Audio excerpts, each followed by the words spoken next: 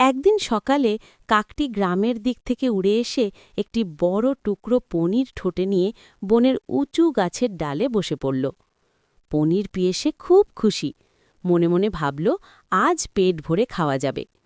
এদিকে নিচে দিয়ে যাচ্ছিল শিয়াল, তার চোখে পড়ল কাকের ঠোঁটে ধরা পনির। শিয়ালের পেটে তখন ভীষণ খিদে, কিন্তু গাছে উঠা তার পক্ষে সম্ভব নয়। সে তক্ষুনি একটা চালাকি পরিকল্পনা করল।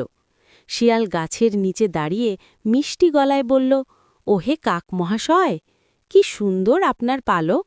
এত ঝকঝকে কালো রং আমি আগে কখনো দেখিনি। নিশ্চয়ই আপনার কণ্ঠ তেমনই মধুর।